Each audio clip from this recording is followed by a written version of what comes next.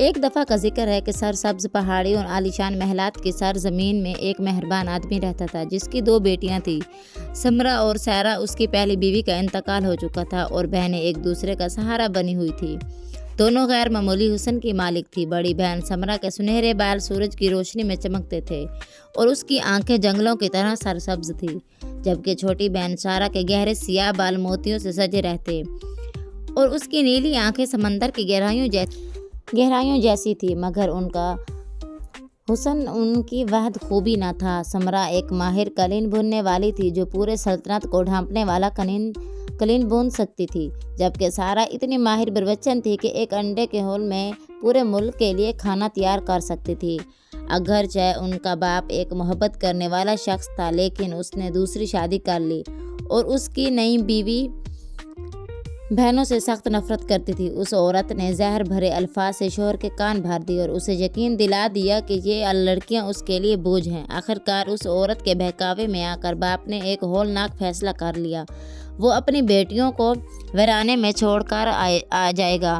ایک صبح باپ نے سمرا اور سارا کو باغ میں ساتھ چلنے کو کہا، بہانے کے طور پر کہ وہ سب سے زیادہ رسیلے سیب چنیں گے۔ اپنے والد کے ساتھ وقت گزارنے کی خوشی میں بہنوں نے اپنے بہترین ریشمی لباس پہنے۔ سمرا نے سرخ رنگ کا لباس جس پر خوبصورت کڑھائی تھی اور سارا نے گہرا نیلا لباس پہنا جس پر ننھے موتیوں کی کڑھائی تھی جو سورج کی روشنی میں جگمگا رہے تھے۔ جب وہ اپنے والد کے پیچھے جنگل میں چل رہی تھی تو ان کی ہنسی درختوں میں گونج رہی تھی، لیکن وہ نہیں جانتی تھی کہ ان کا والد پہلے ہی ایک گہرا گڑھا کھود چکا تھا اور اسے ایک نازک کپڑے سے ڈھانپ دیا تھا جو زمین سے تقریباً الگ نظر نہیں آتا تھا۔ ایک عظیم الشان سیب کے درخت کی شاخوں پر چڑھتے ہوئے اس نے آواز دی، قریب آؤ پیاری بیٹیوں، سب سے مزیدار سیب یہاں ہیں۔ والد پر مکمل اعتماد کرتے ہوئے سمرا اور سارا آگے بڑھی اور اچانک زمین ان کے پیروں تلے غائب ہو گئی۔ دنیا گھومتی ہوئی محسوس ہوئی جب وہ اندھیرے میں جا گری۔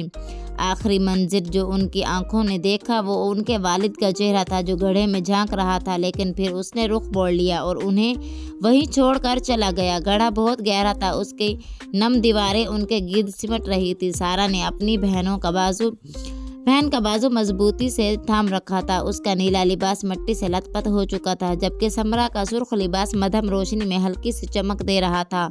دن گزرتے گئے اور بھوک نے انہیں کمزور کر دیا۔ ابتدا میں سارا نے اپنی مہارت سے کھانے کی کوئی سبیل نکالنے کی کوشش کی، چھوٹے پتھروں کو توڑ کر یہ امید کی کہ شاید ان کے نیچے کچھ کھانے کے قابل چیز ہو، مگر وہاں کچھ بھی نہ تھا۔ جب نکات غالب آنے لگی تو سمرا نے دعا مانگی اور معجزانہ طور پر اس کے ہاتھ بدل گئے، ایک حال میں اور دوسرا بلچے میں تبدیل ہو گیا۔ امید کی ایک نئی کرن جاگی اور اس نے زمین کھودنی شروع کر دی۔ اس کے سنہرے بال مٹی سے اٹے ہوئے تھے، مگر اس کی سبز آنکھیں میں عزم کی چمک تھی۔ گھنٹوں کی اندھپ محنت کے بعد سارا جو کمزوری سے نڈھال ہو چکی تھی آہستہ آواز میں حوصلہ دیتی رہی۔ آخرکار سمرا کے بلچے والے ہاتھ میں زمین کو چیر ڈالا اور ایک راستہ بن گیا۔ روشنی اندر داخل ہوئی اور جیسے ہی وہ دونوں باہر نکلے تازہ ہوا میں گہری سانسیں لینے لگی اور شاہی محل کے قریب اس کی شاندار استبل کے اندر نکل آئی۔ گھوڑوں اور تازہ گھاس کی خوشبو نے انہیں گھیر لیا اور شاہی گھوڑوں کے لیے رکھے گئے سنہرے بادام اور رسیلے کشمش کو دیکھ کر ان کے پیٹ بھوک سے مچلنے لگے۔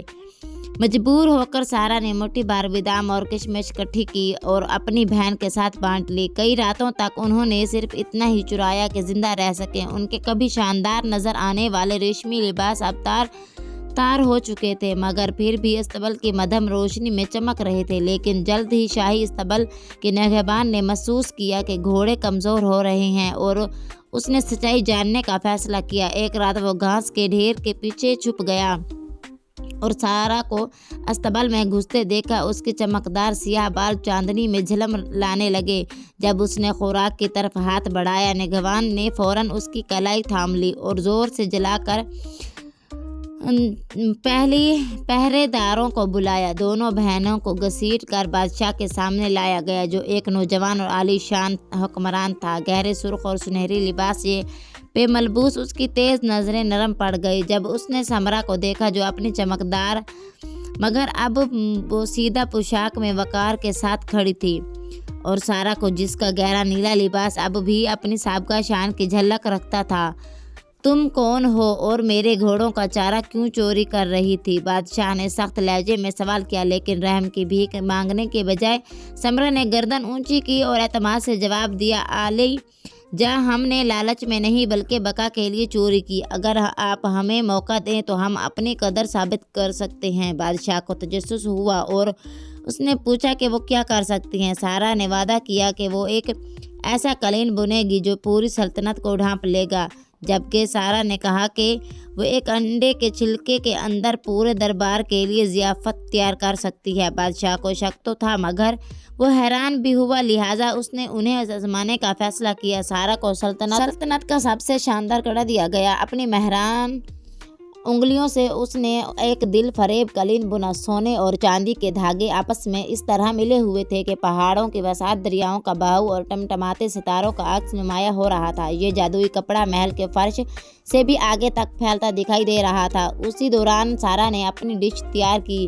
اس نے ایک انڈے کا چھلکا توڑا اور اپنی انگلیوں کی ایک ہلکی جنبش سے ایک شاندار دعوت پیش کر دی۔ لذیذ گوشت، خوشبودار چاول اور گرم نان، سب کچھ نازک انڈے کے چھلکے میں آ گیا۔ دربار حیرت سے دم بخود رہ گیا۔ بادشاہ ان کی مہارت سے مشہور ہو کر اپنے تخت سے اٹھا اور ان کی جانب بڑھا۔ کم حز چور نہیں، اس نے کہا۔ اس کی نظریں سمرا پر جم گئی جس کی زمردی آنکھوں میں خاموش عزم جھلک رہا تھا۔ ان کی ہمت اور ہنر سے متاثر ہو کر بادشاہ نے سمرا کو نکاح کا پیغام دیا، یہ وعدہ کرتے ہوئے کہ وہ ہمیشہ اس کی عزت اور قدر کرے گا۔ سارا کو بھی عزت و احترام کے ساتھ محل میں ایک خاص مقام دیا گیا اور وہ شاہی بروچن بن گئی۔ اس کے معجزاتی پکوان پورے ملک میں مشہور ہو گئے۔ وہ بہنیں جو کبھی چھوڑ دی گئی تھی اب شاہی محل کے عین وسط میں کھڑی تھیں۔